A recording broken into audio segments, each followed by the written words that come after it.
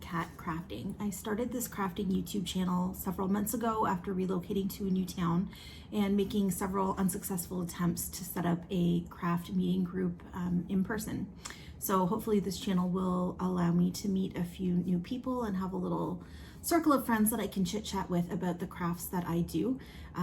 This podcast talks about cross stitch, knitting, spinning, very occasionally sewing, and my newest obsession, which is watching birds through my camera bird feeder that I have, and a little bit of gardening, especially this time of year.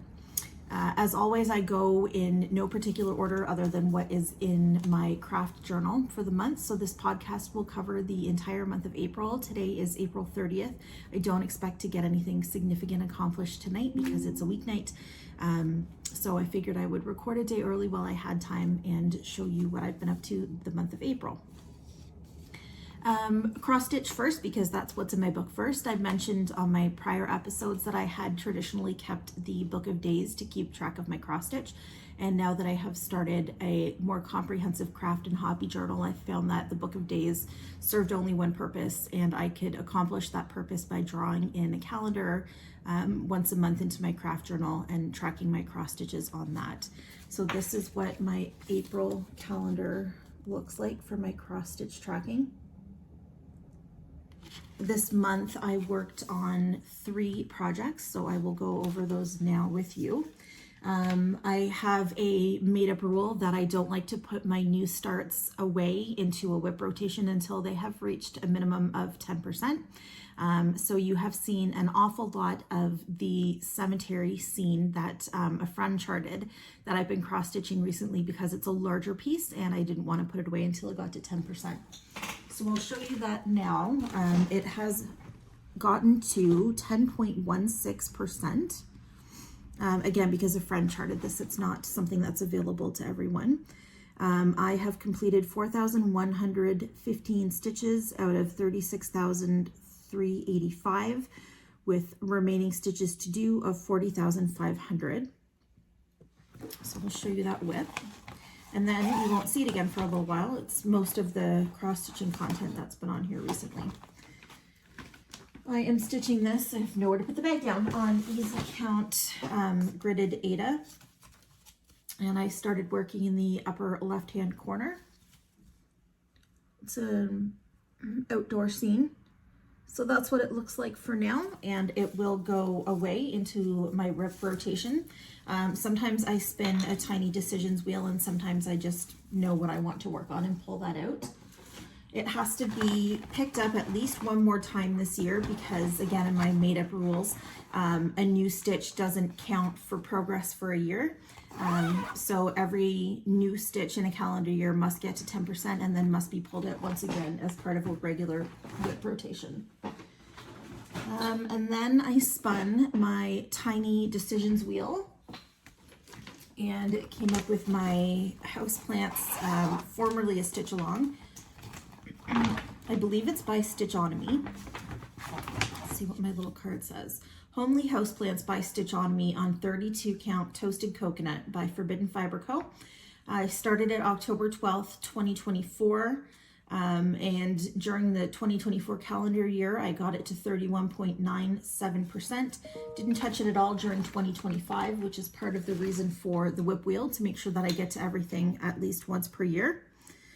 Let me pull up my markup RXP. I am now at 50.65%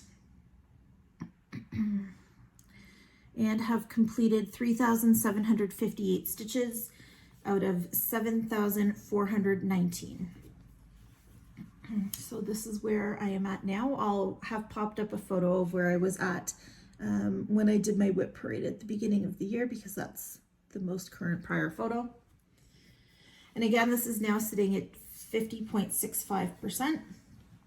So I suspect it will be out for another 2 or 3 pulls before that object is finished.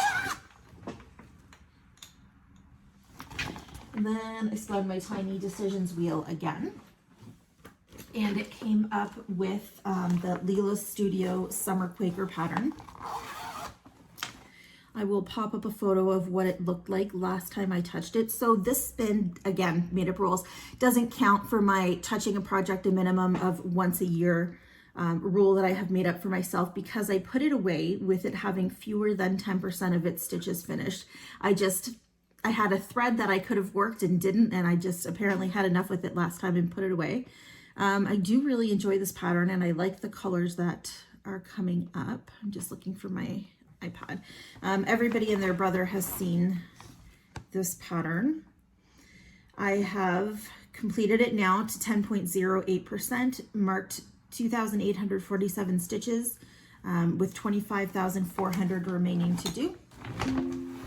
I'll show you where I got to. This just got to its 10.08 last night. So again, I've put it away and it will remain on my whip wheel, and I'll pull it out again a minimum of 1 time this year. I will note in the pattern that the font, the height of the characters is different in the word sunshine than it is in any of the other words that I have stitched so far. And that drove me absolutely bonkers. I noticed a couple of the characters having differences before I stitched them and made that change so that everything would be uniform. And then last night, as I was ready to put it away and go to bed, I realized that the H in sunshine was a different height than the H's in the rest of the words.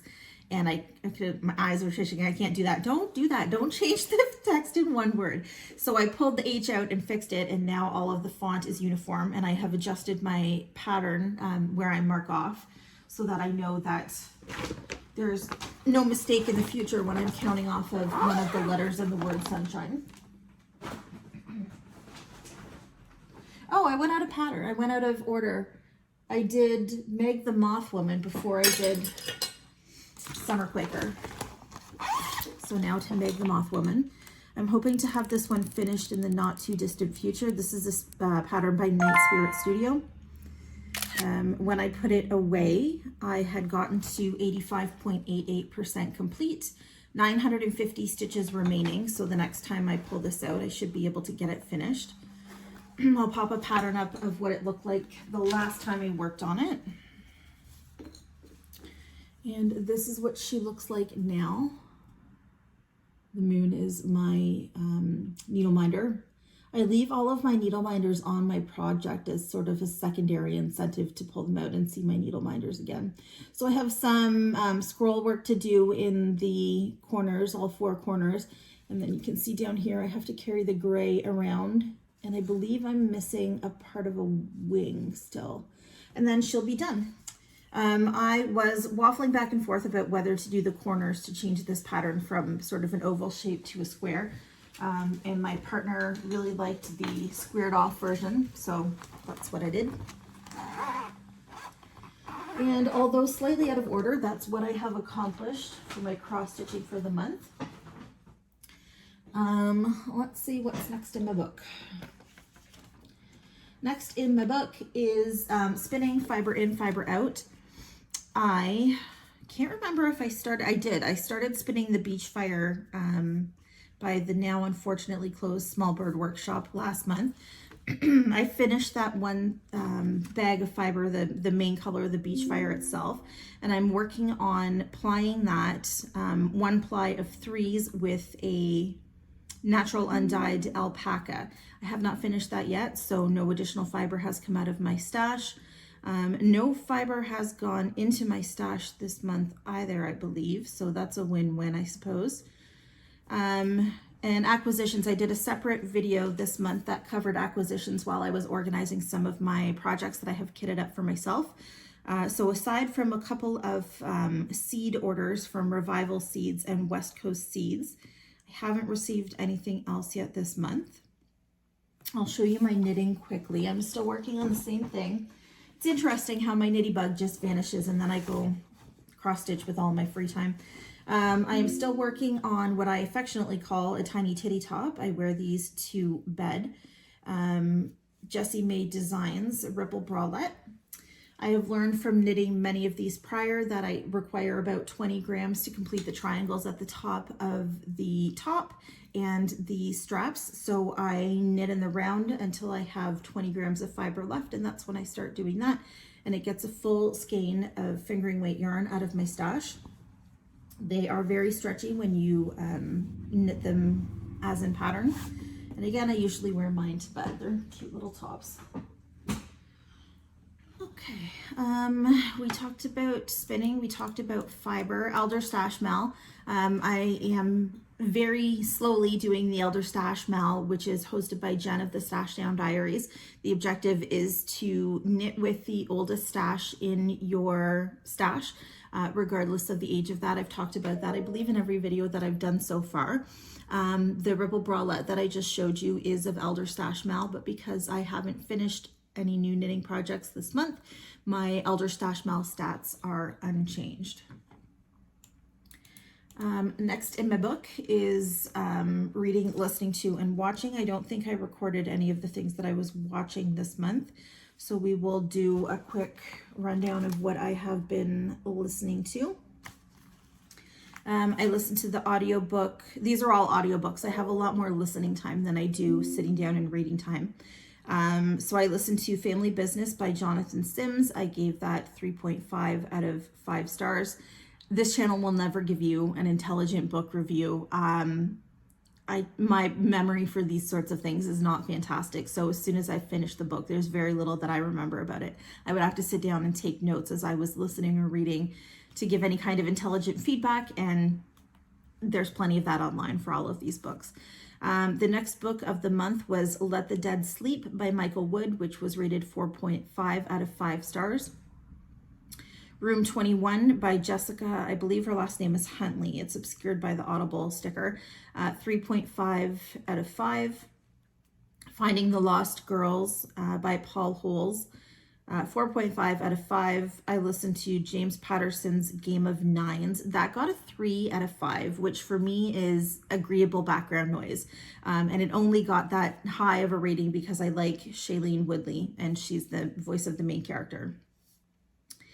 I listened to Out of the Shadows by Timea. I believe in Hungarian her last name is pronounced Nagy, but in English it looks to be Nagy, N-A-G-Y.